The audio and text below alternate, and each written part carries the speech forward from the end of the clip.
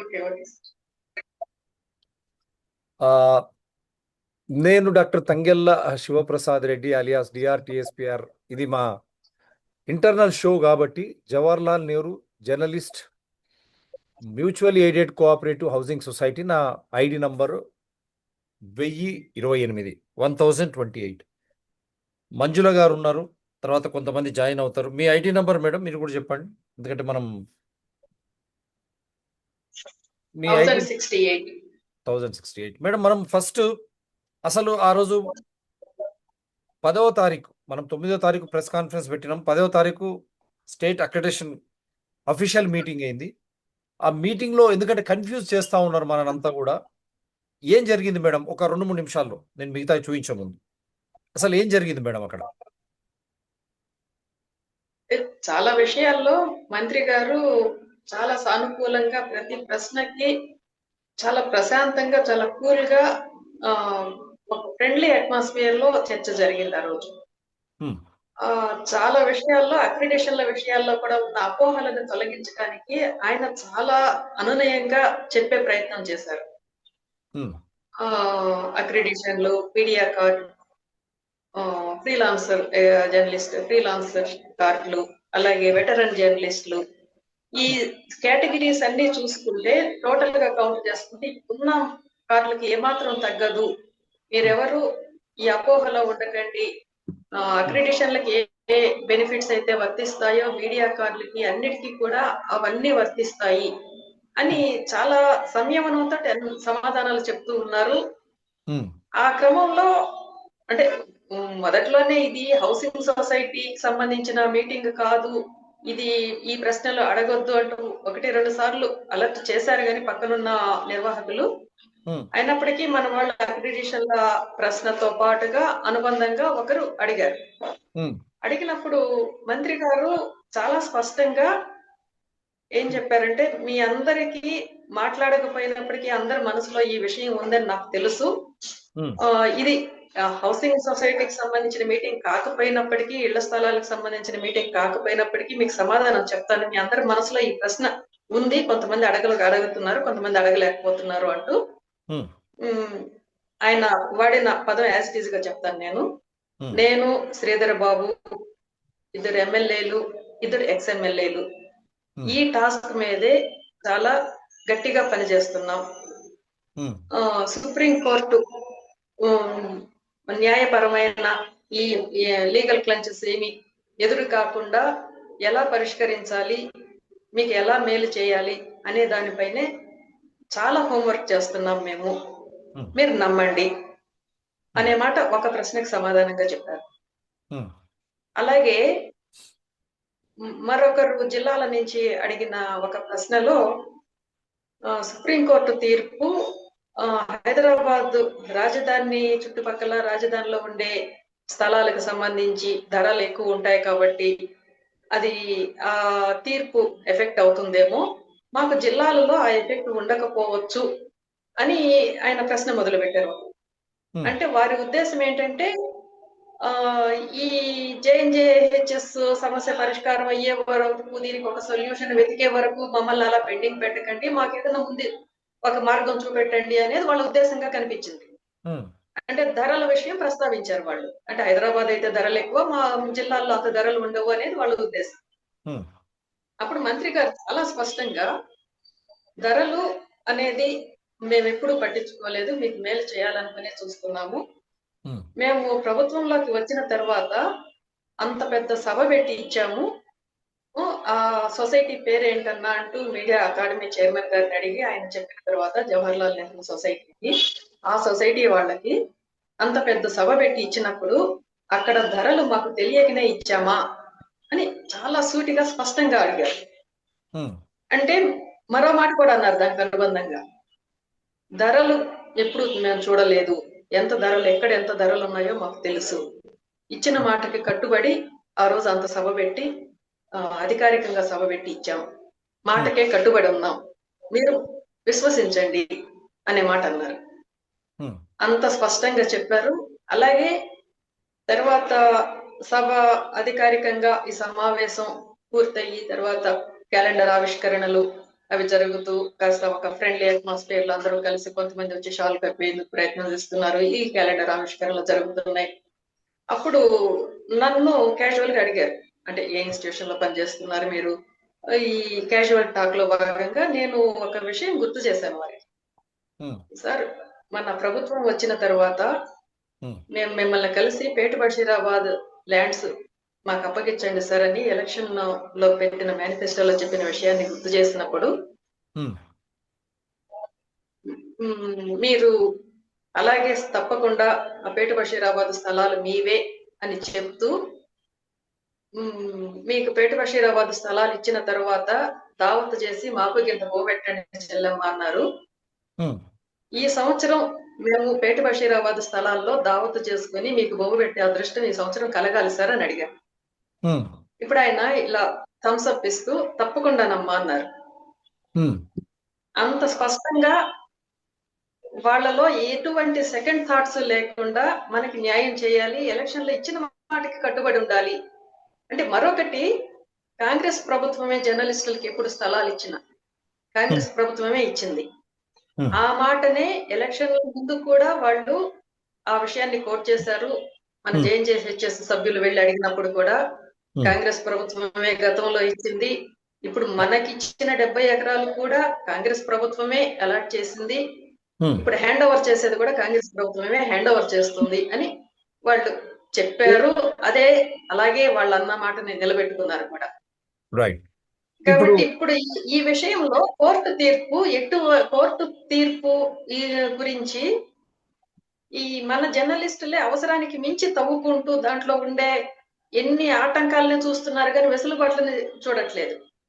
ఇప్పుడు మన పట్ల ప్రభుత్వం, పాలకులు సానుకూలంగా ఉన్నారు, ప్రభుత్వ యంత్రాంగం సానుకూలంగా ఉంది, అధికారులు సానుకూలంగా ఉన్నారు, న్యాయ నిపుణులు చెప్తున్నారు మనకుండే వెసులుబాట్ల నుంచి.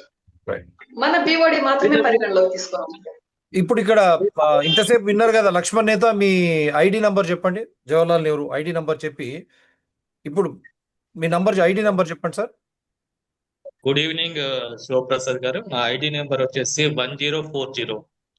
ఇప్పుడు తాను చెప్పింది చాలా క్లియర్ గా, మంత్రి దగ్గర ఏం జరిగింది మీరు విన్నారు. షరీఫ్ గారు ఇప్పుడు జాయిన్ అయినారు, ఇంతకుముందు కూడా విన్నారు. దీన్ని మనం నమ్మొచ్చుగా? లేకుంటే ఇప్పుడు అక్కడ వైట్ల గారు ఆ గ్రూప్ లో చేస్తున్నటువంటి ఈ తిరకాసు, నేమాని గారు చిట్లా అన్నారు, ఇప్పుడు సాక్షాత్తు మన ఐఎన్పిఆర్ మంత్రి, రెవెన్యూ మంత్రి చెప్పింది మనం ఇది విశ్వసిద్దామా? ఇప్పుడు మంజుల గారు ఇప్పుడు ఆన్ రికార్డు వారి గురించి వచ్చారు వారు, సార్ మీరు పెట్టండి ఆన్ రికార్డ్, మన మెంబర్స్ అందరికీ అపోహలు తొలగిద్దామని. మీరు అనుభవజ్ఞులు, మీరు కూడా ఇప్పుడు డీడీలో పనిచేస్తా ఉన్నారు గవర్నమెంట్ సభ, ఎట్లా చూస్తారు మీరు? నిజమే శివప్రసాద్ గారు, ఇక్కడ ఒక విషయం చెప్పొచ్చు. మంజుల గారు చెప్పిన దాంట్లో చాలా క్లారిటీగా ఉంది. ముఖ్యంగా నేను ఒక 2-3 ఇయర్స్ నుంచి మనం జేఎన్జే హౌసింగ్ సొసైటీలో ఏం జరుగుతుందా అన్న విషయంలో ఒక ముందుకు రావడం జరిగింది. ఆ తర్వాత చాలా చూస్తా ఉంటే చాలా ఇక్కడ లోపోల్స్ అనేది కనబడ్డాయి. అంతకుముందు మనం వంశీ శ్రీనివాస్ అతను ఏదో చేస్తున్నాడు, ఎప్పుడు అడిగినా కూడా కోర్టులో ఉంది అని చెప్తే మేము అలాగే ఉండిపోయాం. అదే కోర్టులో ఉంది కదా మనం ఏం చేయలేము. కానీ వన్స్ ఒకసారి ఇన్ డెప్త్ అతను ఒక 16 ఇయర్స్ నుంచి కంటిన్యూస్ గా అదే పదవిలో ఎందుకుంటున్నాడు, అసలు కోర్టు తీర్పు ఏంది, ఇవన్నీ ఒకసారి శోధించిన తర్వాత చాలా లూపోల్స్ అనేది బయటపడడం జరిగింది. ముఖ్యంగా మనం ఈ మూమెంట్ లో ఉన్న 2-3 ఇయర్స్ నుంచి ప్రతిపక్షంలో ఉన్నప్పుడు రేవంత్ రెడ్డి గారిని కూడా క్లియర్ గా అడగడం జరిగింది. గతంలో 2-3 సార్లు కూడా కాంగ్రెస్ ప్రభుత్వం ఇచ్చింది, ఈసారి కూడా ఇవ్వాల్సిన బాధ్యత మీదే అంటే అతను sure. Revanth Reddy PCC president గా ఉన్నప్పుడు చెప్పిన విషయం ఏంటంటే, ఖచ్చితంగా మీరు మీ వద్ద ఒక న్యాయం అనేది ఉంది, మీరు ఒక రైట్ పర్సన్స్, సో మేము ప్రతిపక్షంలో ఉన్నా కూడా మీరు చేస్తున్న పోరాటానికి మేము మద్దతు ఇస్తాం. ఒకవేళ మేము పవర్ లోకి వస్తే నెక్స్ట్ రాబోయేది కూడా మా ప్రభుత్వమే, ఒకవేళ వస్తే మాత్రం ఫస్ట్ మీ ఇష్యూనే టేకప్ చేస్తాం అనేసి రేవంత్ రెడ్డి గారు చాలా స్పష్టంగా క్లియర్ గా చెప్పారు. అన్నట్టుగానే మాట నిలుపుకున్నారు అతను. అప్పుడు ఎవరం అడగలేదు.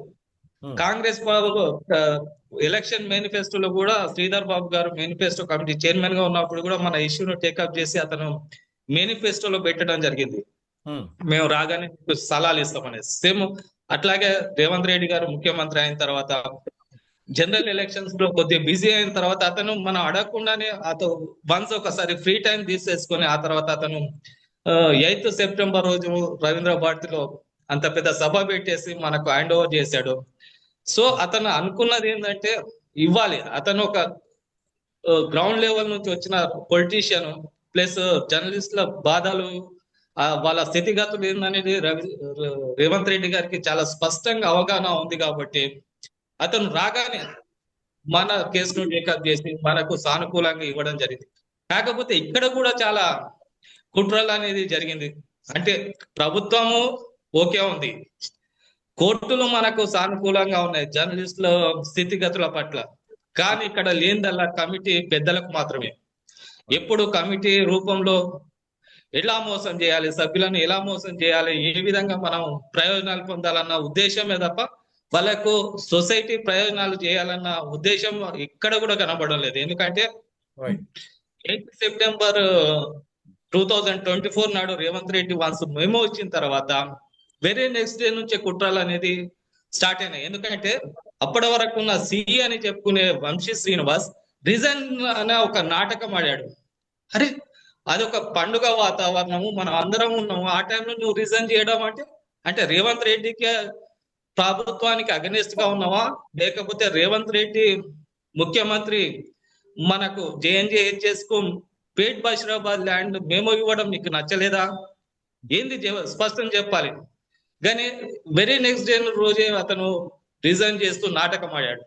ఆ తర్వాత దాన్నే కంటిన్యూ చేస్తూ అసలు ల్యాండ్ హ్యాండ్ ఓవర్ చేసుకోమనేసి కలెక్టర్ కూడా చెప్పడం, ఏమన్నా ఉంటే చిన్న చిన్న కోర్టు కేసెస్ ఉంటే అవన్నీ కూడా నేను క్లియర్ చేస్తాను, ఫస్ట్ అయితే మీరు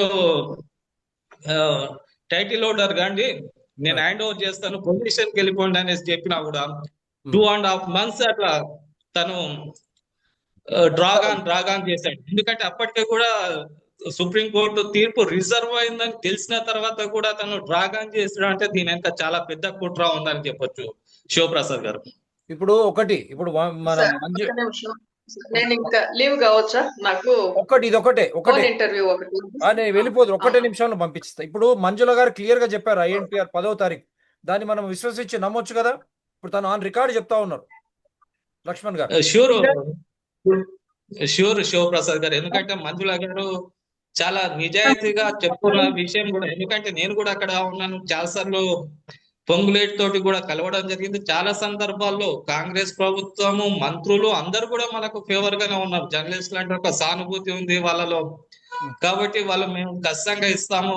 ఎందుకంటే మేము మా దగ్గర ఐఏఎస్లు చాలా యంత్రాంగం ఉంటుంది.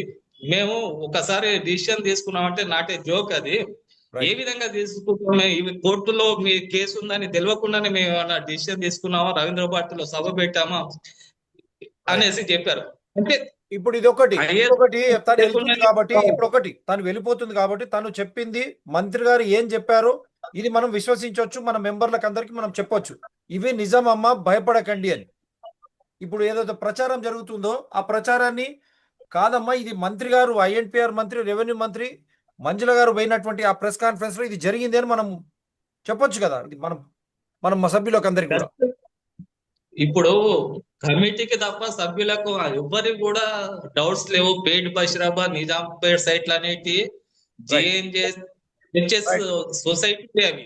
రైట్. ఇప్పుడు ఈ ఛార్జ్ షీట్ కూడా చూపిస్తున్నాను, ఎందుకంటే మీరు అడిగారు కదా, మంజుల గారు పోతారు కాబట్టి వారు ఒకటే నిమిషం వారిపైన. ఇక్కడ ఇది ఛార్జ్ షీట్, దాంట్లో చాలా క్లియర్ గా ఆ రోజు సత్యనారాయణ ఇది అశోక్ రెడ్డి గారు ఇచ్చినటువంటి ఫస్ట్ కంప్లైంట్ మెన్షన్డ్ బిలో నిమ్మకాయల వంశీ శ్రీనివాస్ సన్ ఆఫ్ రంగనాథ్. ఇది CRP served on the accused on 22/12/2023. మొన్న అడిగితే కూడా ఆయనకు అరెస్ట్ వారెంట్ అన్నారు. ఎందుకు ముందుకు పోలేదు ఈ కేసు? ఇది ఇక్కడంతా కూడా చూడండి, బస్వాబాబు, బాలినేని నాగేశ్వరరావు, పిల్లి శ్రీనివాసరావు, చెన్నుపల్లి శ్రీనివాసరావు, రమేష్ ఇప్పుడు సబ్ ఇన్స్పెక్టర్ అయినా వీళ్ళిద్దరు సబ్ ఇన్స్పెక్టర్లు. FIR is fault action taken up to be taken under section. ఇది కోర్టు నుంచి వచ్చిన కంప్లైంట్. వీళ్ళు ఇచ్చిన తర్వాత కూడా పోకపోతే ఈ కోర్టు నుంచి వచ్చిన కంప్లైంట్ ఇది. ఇప్పుడు ఇది ఇంకా ఇప్పుడు కోర్టులో ఉంది. ఉన్నప్పుడు కూడా ఆయన ఎన్నికల్లో ఏ విధంగా పోటీ చేయగలిగిండు, ఆయనకు వీళ్ళంతా సపోర్ట్ చేశారు. ఇంతమంది రవిరెడ్డి, హిందూ, మురళీకృష్ణ గారు, TV9, Ravikanth Reddy political editor, మళ్ళీ ఇదే రవికాంత్ రెడ్డి గారు ఈరోజు మళ్ళీ ప్రెసిడెంట్గా ఉన్నారు. మరి దీనిపై ఆయన ఎందుకు ఉన్నారు? వంశీ గారు కూడా మీరు విధి విధానాలు చేయండి, రమణారావు గారు ఒక కంప్లైంట్ ఇస్తే దాని మీద మాట్లాడతలేడు. రాజశేఖర్ గారు, రాజేందర్ గారు, ఇదే అందరు ఇక్కడ చూశారు కదా, సబీర్, సిహెచ్ రవి, ఇంతమంది. ఇప్పుడు వీళ్ళందరూ సభ్యులందరూ తమ విలువైన ఓట్లను వంశీ, నేమాని, భాస్కర్లకు వేయించి వారిని డైరెక్టర్గా ఎన్నుకోవాలని కోరుతున్నాం. మరి ఈయనపై కేసు ఉన్న తర్వాత ఈరోజు ఆయన అఫీషియల్ గ్రూప్లో ఏం పెడతా ఉన్నాడు? భూమి అక్కడ రాదు, బట్టి విక్రమార్క ఇట్లా అన్నారు అని నేమాని, భాస్కర్ గారు చెప్తా ఉన్నారు. వంశీ గారు అయితే పొద్దున్న లేసి అదే ఇక్కడ ఎందుకు అక్కడికి పోవాలని 2014 నుంచి 21 వరకు అసలు నువ్వు దేశోద్ధారక భవన్ నుంచి బయటికి ఎట్లా తీసుకుపోయినావు? మళ్ళీ తిరిగి ఎట్లా వచ్చింది? ఆ యూనియన్ నాయకులు కూడా నిమ్మకు నీరెత్తనట్టు అసలు పట్టనట్లు ఉన్నారు.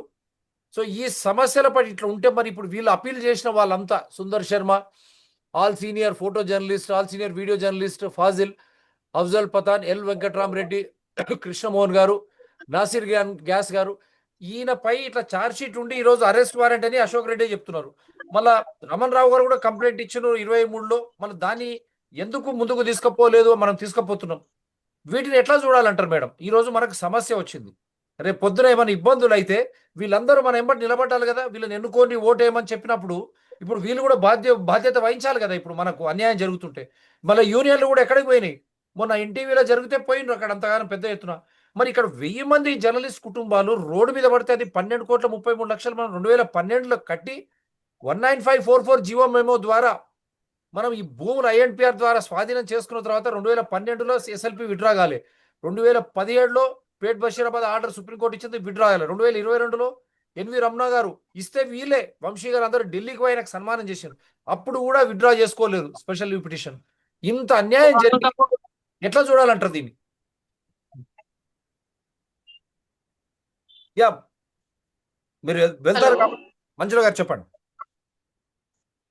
అంటే ఇంకా ఈ సందర్భంలో నాకేమనిపిస్తోందంటే వాళ్ళు ఆ రోజున బాధ్యత తీసుకొని అంతమంది మద్దతుగా నిలవటం ఒక రకంగా అంటే అది రాజ్యాంగబద్ధంగా తప్పైనా ఒప్పైనా మద్దతుగా నిలిచి ముందుకు వచ్చారు కాబట్టి ఇప్పుడు నేనేమంటానంటే మనం ఒక రిప్రజెంటేషన్ తయారు చేసుకుని వీళ్ళందరినీ పేరు పేరున కలిసి ఆ రోజు 1000 మందికి స్థలాలు ఇప్పించడం కోసం మేమంతా సీఎం దగ్గరికి వెళ్ళటానికి, ప్రభుత్వంతో సంప్రదింపులు జరపడానికి జేఎన్జేహెచ్ఎస్ సభ్యులకు మద్దతుగా నిలుస్తాం అని పాంప్లెట్ రిలీజ్ చేశారు. కాబట్టి మీరు బాధ్యత వహించి రండి అని పేరు పేరున ప్రతి ఒక్కరిని ఇన్వైట్ చేద్దాం, బయటికి రమ్మని అడుగుదాం. ఆ రోజు పాంప్లెట్ రిలీజ్ చేసేసి ఇప్పుడు మీ పాటికి మీరు ఉంటే కాదు, ఇప్పుడు పరిస్థితి ఇలా ఉంది, 1000 మంది జీవితాలు 1000 జీవితాలు రోడ్డున పడుతున్న పరిస్థితి వస్తోంది కాబట్టి మీరంతా బాధ్యత తీసుకొని వీటిని సిచ్యుయేషన్ గట్టెక్కించండి, సీఎం దగ్గరికి వెళ్ళి మాట్లాడదాం రండి అని వీళ్ళందరినీ ఇన్వైట్ చేద్దాం. ఇప్పుడు వాళ్ళు ఏమన్నారంటే ముఖ్యమంత్రి రేవంత్ రెడ్డి గారి నుంచి హామీ పొందడంలోనూ చొరవ చూపారు. అత్యంత కీలకమైన ప్రస్తుత పరిస్థితుల్లో సొసైటీ ప్రయోజనాలు కాపాడేందుకు సమర్థులను ఎన్నుకోవాలని సవినయంగా కోరుతున్నాం. సొంతింటి కళ నెరవేరే వరకు బోర్డులోని మిత్రులకు మా మద్దతు కొనసాగుతుంది అన్నాం. కాబట్టి ఈ రోజు ఈ వీడియో వైరల్ అవుతుంది. మీరందరూ జవాబు ఏం చెప్తారు? మీరందరూ ఈరోజు మాకు నిలబడతారా లేదా? బాసటగా మీరు ఇచ్చినటువంటి అపీల్ ప్రకారం మీరు ఈరోజు మళ్ళా గ్రేట్ బషీరాబాద్ భూములు కాకుండా దానిపై కుట్రలు జరుగుతుంటే మీరు ఏం జవాబు చెప్తారు? చెప్పండి. ఒకరొకరు 2 నిమిషాలు చెప్పండి. షరీఫ్ కూడా ఉన్నాడు. షరీఫ్ చెప్పు.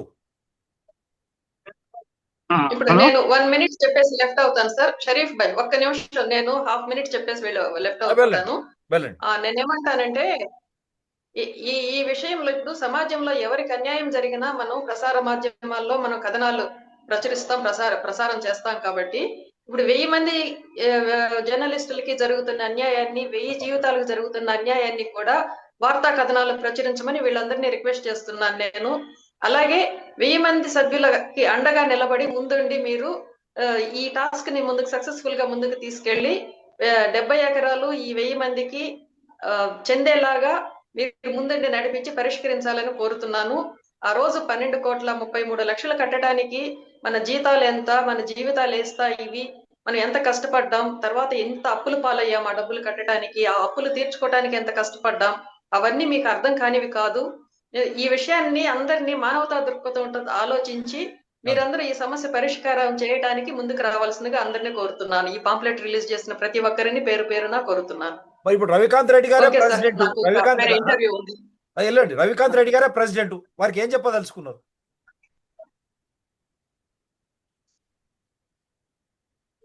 రైట్. షరీఫ్ గారు. నమస్కారం అండి. ఆ, వినపడుతుందండి నా వాయిస్? వినపడుతుంది వినపడుతుంది షరీఫ్ గారు, చెప్పండి.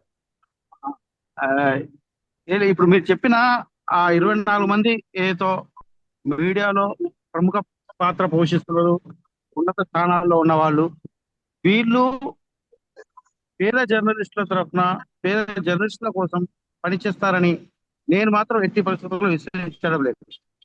ఎందుకంటే వీళ్లకు వంశీ శ్రీనివాస్ అండ్ కో చేస్తున్న అక్రమాలు తెలుసు. నేను పదే పదే చెప్తుంటాను, మీడియా మాఫియా, తర్వాత రియల్ మాఫియా, పొలిటికల్ మాఫియా, ఈ 3 మాఫియాలు కలిసి 70 ఎకరాల మీద కన్నేశాయి. వేల కోట్ల ఆస్తికి సంబంధించి 3 మీడియాలో ప్రముఖులను, తర్వాత పొలిటికల్లో ఒక సెక్షన్ను, తర్వాత రియల్ లో కొంతమందిని ఒక టీమ్ గా ఏర్పడి గతంలో కేసీఆర్ ప్రభుత్వాన్ని కూడా వీళ్ళు ఇన్ఫ్లుయెన్స్ చేసి ఆడారు. నిజాంపేటలో అపార్ట్మెంట్ వరకు వాళ్ళు పరిమితమయ్యారు. ఇప్పుడు సుప్రీంకోర్టు సాకును చూపించి నిజాంపేట్, పేట్ బషీరాబాద్ 2 ఇచ్చేద్దాం అంటే ప్రభుత్వం ఇచ్చేద్దాం, is nothing but real estate, దాంట్లో అందరి వాటాలు ఉంటాయి. ఇలా వీళ్ళు ఒక గూడు పుటాణి లాగా సిండికేట్ అయ్యి మనల్ని 1100 మంది పేద జర్నలిస్టులకు గుండు సున్నా చేసి స్పోర్ట్స్ సిటీ పేరుతోటి ఇంకో 18 ఏళ్ళు మళ్ళీ ఇలాగనే టైంపాస్ చేయాలనేది వాళ్ళ కుట్ర.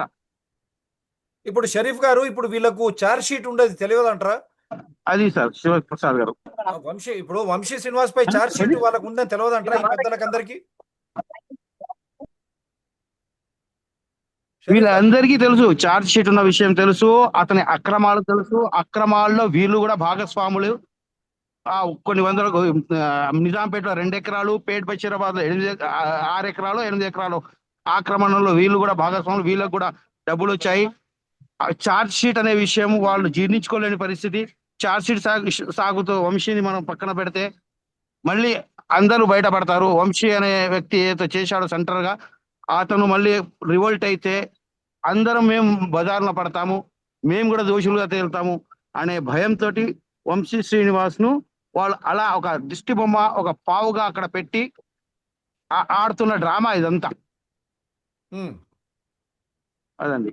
కాబట్టి వాళ్ళ నుండి ఆ మీడియా ప్రముఖులు 24 మంది నుండి పేద జర్నలిస్టుల కోసం వాళ్ళు మన వైపు వస్తారని ఆశించడం నేనైతే నమ్మట్లేదు. ఇప్పుడు దీంట్లో ఈ ఒక్కటిసారి చదువుతా, ఎందుకంటే లక్ష్మణ్ నేత ఆయన అభిప్రాయం తీసుకునే ముందు ఇది క్లియర్ గా వినండి మీరు, లక్ష్మణ్ నేత అండ్ షరీఫ్ గారు. Thus the facts and evidence collected during the course of investigation, it is elicited that the accused Vamshi Srinivas is the CEO secretary of Jawaharlal Nehru Journalist MAC Housing Society, Nizampet, Hyderabad. Since the state government is neglecting to implement the Supreme Court verdict, some of the members of the society have decided to contest the elections to achieve their right. But the accused, who is the CEO, act in favor of the ruling party and threatening to take action against them. The accused only made a public press release on behalf of the ruling party. The accused intimidated the members by threatening strict action against the persons who contesting against the ruling party. The accused influenced at an election and voluntary interference with the free exercise of electoral right and intimidated the members by threatening strict action against anyone who contesting against the ruling party and was BR, and also issued a press release good ichadu.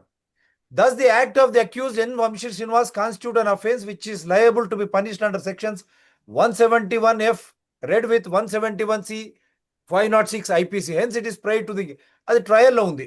దీంట్లో ఇంకొకటి కూడా వారు ఏం చెప్పారంటే, ఇక during the course అని చెప్పుకుంటూ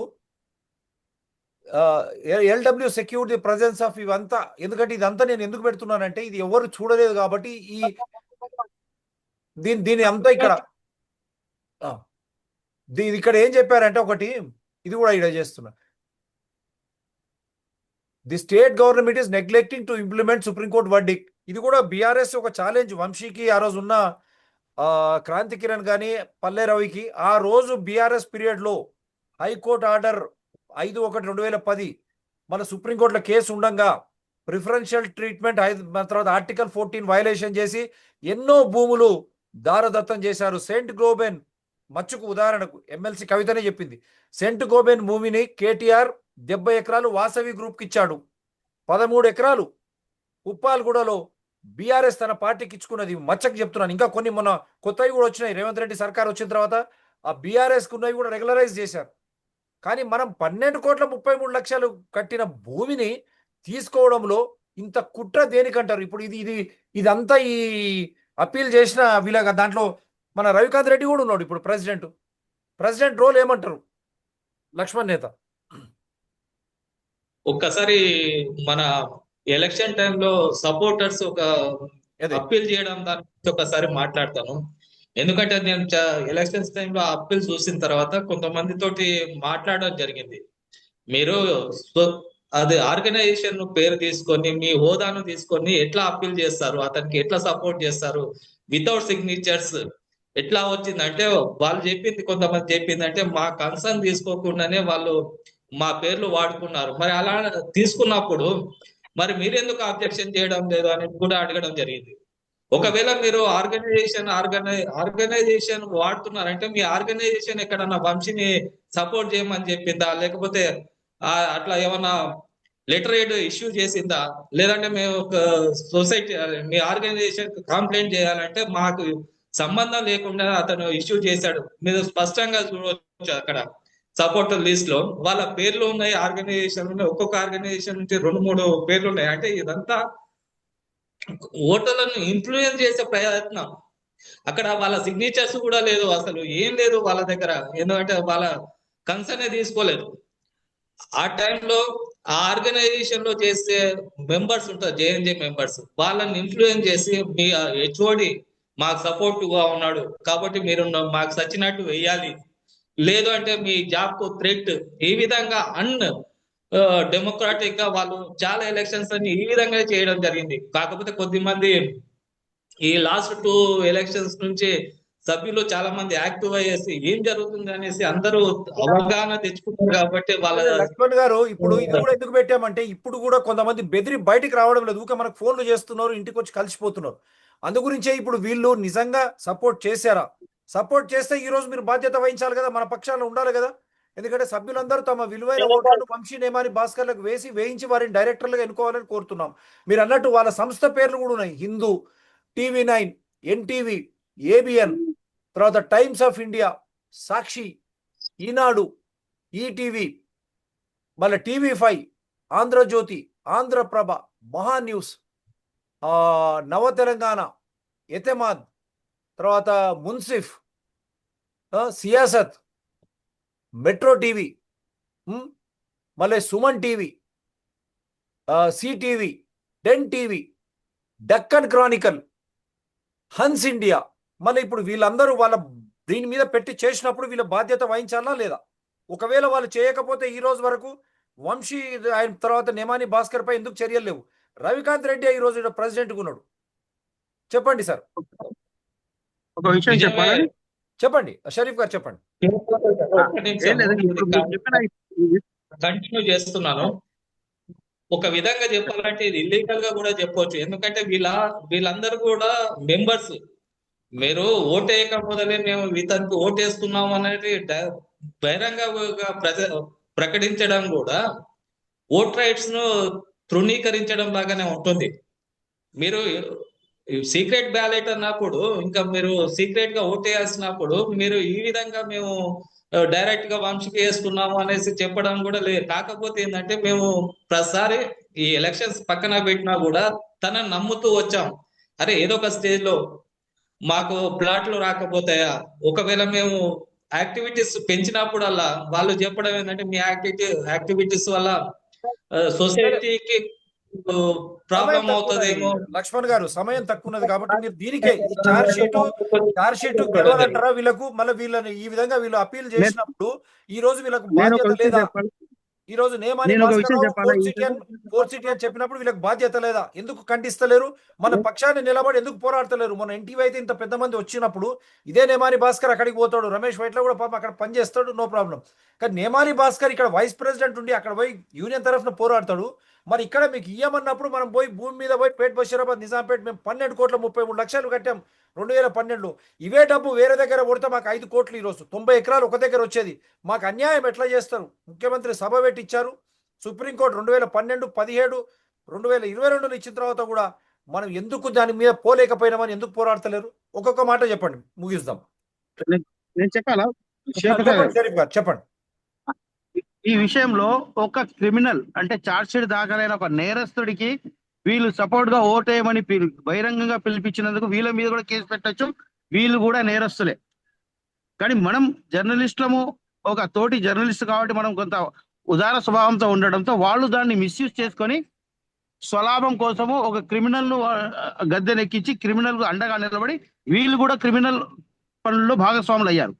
రెండో విషయం, మీరు చెప్పినట్టు మన ప్రెస్ అకాడమీ చైర్మన్ శ్రీనివాసరెడ్డి గారు వాళ్ళ ఆఫీస్ ముందు ఆ యూనియన్ కు సంబంధించిన నాయకులు, కార్యకర్తలు నల్ల బ్యాడ్జీలతో జర్నలిస్టులు ధర్నాలు చేశారు. అదే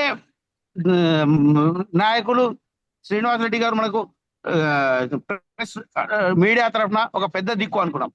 ఆయన కూడా మనకు స్థలాల విషయంలో ధర్నాలు కానివ్వండి, ఎందుకంటే ఆయన లెఫ్ట్ బ్యాక్గ్రౌండ్ వచ్చాడు, ధర్నాలు కానివ్వండి లేదా ప్రభుత్వంతో మంతనాలు కానివ్వండి, అంటే ప్రెస్ అకాడమీ చైర్మన్ గా హోదాలో చేసి మనకు మేలు చేసే మంచి అవకాశం ఇప్పటికీ ఆయన చేతిలో ఉంది. బట్ ఇప్పుడు నాకున్న అనుమానం ఏంటంటే ఆ శ్రీనివాసరెడ్డి గారు గతంలో చాలా జర్నలిస్టులకు మేలు చేయడంతో ఆ స్థాయికి వెళ్ళారు.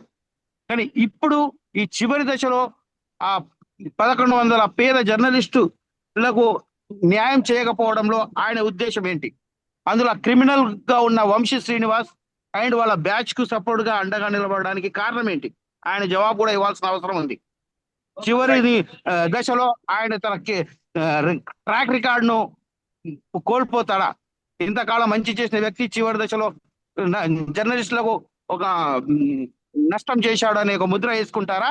లేకుంటే స్థలాలు సాధించి ఇచ్చి ఆయన తలుచుకుంటే కొన్ని రోజుల పని అది స్థలాలు ఇప్పించి చివరి దశలో కూడా జర్నలిస్టుల పక్షాన నిలబడ్డాడు అనే ముద్ర వేసుకుంటారా? అది ఆయన నిర్ణయించుకోవాలా. సో ఆయన నిర్ణయించుకోవాలా. ఇదొకటి చూపిస్తాను మీకు. ఇది ఆ రోజు 13/1/2023లో కూడా ఇది ప్రచారంలోకి వచ్చింది. హౌసింగ్ సొసైటీ ప్రస్తుతం అధికార మేనేజ్ కమిటీ సో వీళ్ళు 2000